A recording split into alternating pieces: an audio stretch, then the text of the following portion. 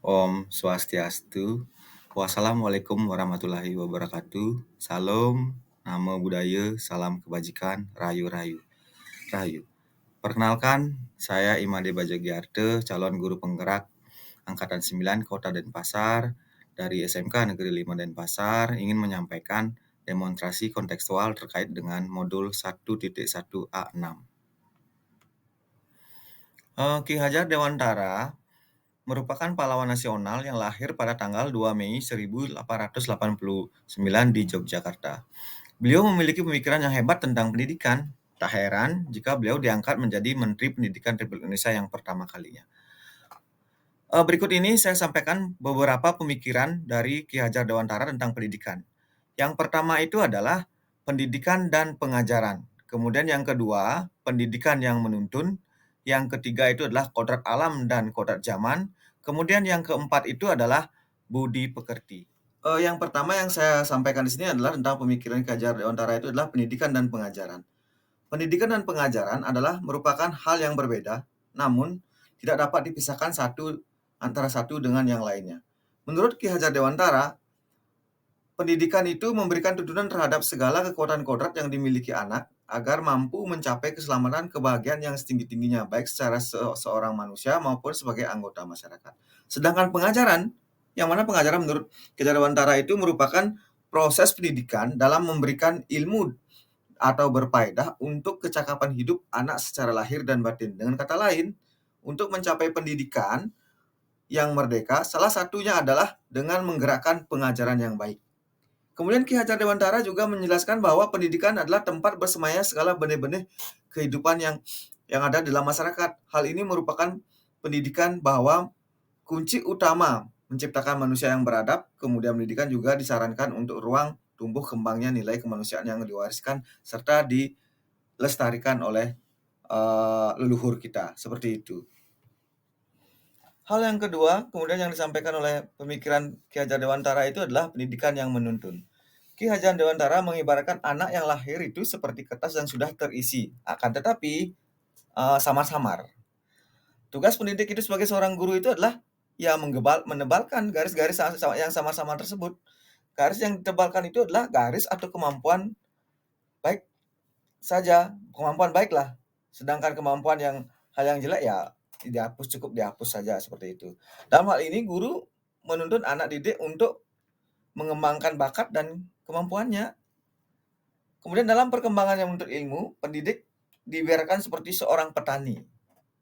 Sedangkan peserta didik itu diibaratkan sebagai macam-macam biji-bijian yang tumbuh sesuai yang ditanam oleh petani tersebut, seperti itu. Jadi petani yang menanam bibit, merawat, memberikan, kemudian mengairi, kemudian menyiangi tanaman tersebut, kemudian memberikan pupuk, membuat tanaman itu bertumbuh biak sesuai dengan jenisnya. Jagung akan tetap tumbuh seperti jagung, padi ya padi, kemudian yang lainnya ya kalau misalkan palawija ya tetap palawija, seperti itu. Begitu pula hal dengan seorang pendidik harus bisa menuntun agar peserta didik tersebut mampu mengembangkan hal-hal yang positif dalam dirinya yang berbeda-beda dengan metode pengajaran yang berbeda juga. Artinya kita lihat situasi dan kondisi dalam pembelajaran tersebut, yang mana di kelas A karakteristik seperti ini, kelas B karakteristik seperti ini, ya kita harus bisa membedakan gimana cara metode kita yang untuk dapat memberikan hal yang positif kepada siswa-siswa tersebut yang bersangkutan, seperti itu. Dan pendekatan dan pembelajaran pun harus penting untuk bisa sebagai bahan evaluasi bagaimana di mana kelemahannya kalau pembelajaran A diterapkan di kelas ini, pelajaran B di kelas ini seperti apa, selanjutnya seperti itu. Itu yang mungkin bisa disampaikan terkait dengan pendidikan yang menuntun. Kemudian pemikiran Ki Hajar Dewantara yang ketiga itu adalah kodrat alam dan kodrat zaman. Menurut Ki Hajar Dewantara, tujuan pendidikan menuntun segala kodrat yang ada pada anak, sehingga mereka mendapatkan keselamatan kebahagiaan yang setinggi-tingginya, baik sebagai diri sendiri maupun sebagai anggota masyarakat. Kodrat-kodrat tersebut yakni kodrat alam dan kodrat zaman. Kodrat alam berkaitan dengan sifat dan bentuk. lingkungan di mana anak itu berada, sedangkan kodrat kejaman itu berisi isi dan irama. Dengan kata lain dikatakan bahwa kodrat alam merupakan kondisi lingkungan di mana anak berada, sedangkan kodrat zaman itu adalah zaman dan waktu di mana anak itu berada. Ki Hajar Dewantara mengingatkan peserta didik bahwa mendidik anak, mohon maaf, Ki Hajar Dewantara itu mengingatkan pendidik itu bahwa mendidik anak itu harus sesuai dengan kodrat alam dan kodrat zamannya. Anak yang tinggal di daerah pedesaan tentulah memiliki karakteristik yang berbeda dengan anak yang tinggal di perkotaan seperti itu. Anak yang tinggal di pesisir pantai misalkan, ya jelas berbeda dengan yang tinggal di pegunungan. Oleh karena itu, pendidik itu harus bisa mengenali perbedaan-perbedaan tersebut serta memberikan pelayanan yang sesuai lah. Bila melihat kodrat zaman, anak yang hidup di abad 21 tentunya berbeda dengan anak yang hidup di abad 20. Beda itu. Karena itu, pendidikan harus terus belajar sepanjang hayat untuk memberikan pendidikan dan pengajaran yang baik pada anak untuk menghadapi perubahan zaman yang terjadi. Jadi kita sebagai guru itu harus mengimplementasikan sesuai dengan kemampuan kita menuju ke zaman yang ya sekarang ini ya udah luar biasa kemajuannya daripada zaman-zaman yang kemarin kolonial penjajahan Belanda misalkan seperti itu. Jadi kita harus mampu juga beradaptasi dengan anak kita di zaman sekarang. Kalau enggak ya pasti akan ketinggalan. Sehingga sebagai seorang guru ya harus tetap semangat belajar demi masa depan bangsa. Kemudian pemikiran Ki Hajar Dewantara yang terakhir yang saya tinjau ini adalah budi pekerti. Dalam definisi budi pekerti diartikan sebagai tingkah laku, perangai, akhlak, dan watak. Kemudian menurut Ki Hajar Dewantara itu merupakan keseimbangan atau keselarasan hidup antara cipta, rasa, dan karsa. Seperti itu. Dalam membentuk budi pekerti, udah tentu keluarga itu adalah faktor penentu dan paling utama.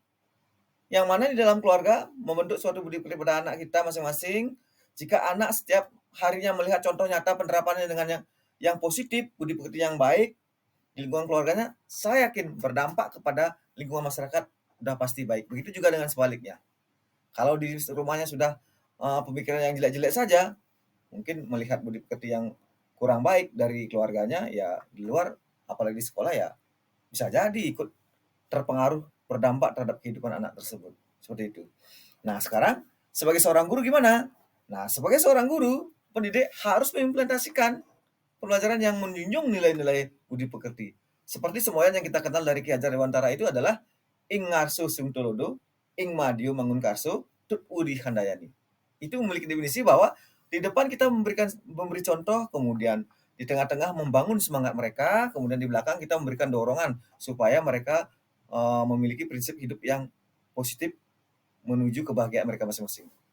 Hal tersebut merupakan penting yang harus kita lakukan sebagai seorang pendidik supaya kehidupan yang berselarasan dan bersinambungan untuk menuju suatu kebahagiaan di kemudian hari itu bisa tercipta kepada anak-anak insan di negara kita ini. Seperti itu.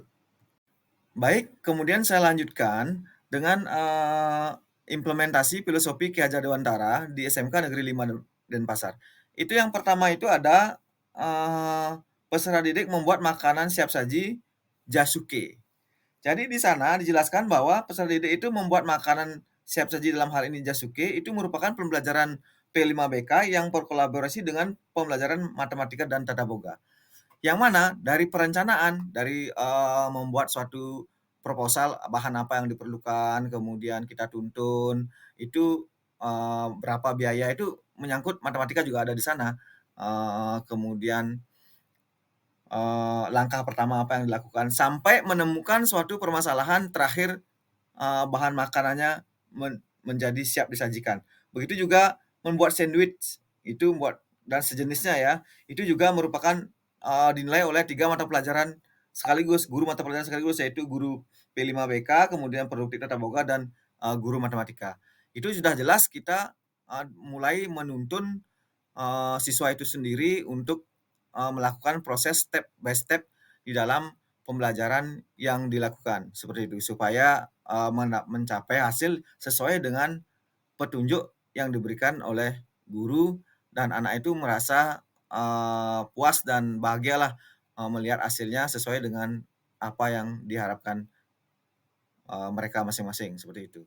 Berikutnya, itu kegiatan yang di SMK 5 dilakukan itu adalah kegiatan kepramukaan, yang mana ini untuk menegakkan disiplin dan pendidikan budi pekerti. Di sini dapat dilihat bahwa kami di SMK Negeri 5 Denpasar melaksanakan kegiatan pramuka seminggu sekali dan wajib bagi kelas 10.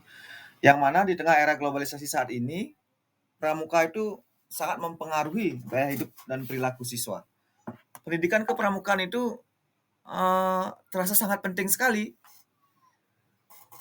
Kenapa demikian? Karena di dalam pendidikan kepramukaan di sanalah ditanamkan nilai-nilai disiplin diri, kemudian percaya diri, kemudian kolaborasi, kemudian ketakwaan juga ada di sana. Dan semua mencerminkan itu adalah karakteristik dari ajaran Ki Hajar Dewantara. Oleh karena itu, pendidikan pramuka itu menjadi solusi yang terbaik untuk membentuk karakter siswa. Yang mana di dalam kurikulum sekarang ini, pendidikan pramuka diwajibkan bagi anak-anak kelas 10. Dan pramuka mengajarkan siswa mengenal lingkungan hidup dan bertahan hidup dalam situasi darurat. Misalkan di dalam kemah atau camping itu sengaja diberikan apa namanya tuh masing-masing yang dulunya misalkan anak-anak itu sudah terbiasa hidup di kasur yang empuk tidurnya, kemudian dibawa pindah ke alam dengan berbekal tenda dan lain sebagainya seperti itu. Jadi di sini saya berpendapat bahwa pramuka itu adalah suatu pembelajaran yang sangat penting yang bisa dilakukan untuk menanamkan budi pekerti yang baik, kemudian seperti yang saya sampaikan tadi, disiplin dan lain sebagainya, yang mana itu sudah diterapkan di SMK Negeri 5 Denpasar. Di samping juga kepramukaan itu adalah membentuk apa namanya tuh karakter, kemudian mandiri, berjiwa pemimpin dan tanggung jawab seperti itu. Kegiatan selanjutnya yaitu beriman dan bertakwa kepada Tuhan. Nah, di sini penting di awal ketika baru masuk, misalkan sebelum kita mulai pembelajaran di SMK Negeri 5 itu sudah melakukan suatu sembahyang di kelas. Dalam artian puji trisandia, kemudian senyap sebentar, itu mencerminkan karakteristik beriman kepada Tuhan, beriman dan bertakwa kepada Tuhan Yang Maha Esa. Jadi di samping itu pula, SMK Negeri 5 Denpasar setiap purnama tilem diadakan suatu persembahyangan bersama, kemudian setiap hari tumpak dan lain sebagainya, umat pokoknya setiap hari raya penting di Hindu itu kami melakukan suatu persembahyangan karena sebagian besar hampir 98% lah siswa di SMK Negeri 5 Denpasar itu menganut kepercayaan Hindu. Jadi semua dilakukan dengan khusyuk ketika melakukan suatu persembahyangan. Begitu juga dengan umat yang lain, Muslim misalkan. Di sekolah juga disediakan musola untuk melakukan sholat dan lain sebagainya terkait dengan hal-hal yang menyangkut kegiatan keagamaan seperti itu.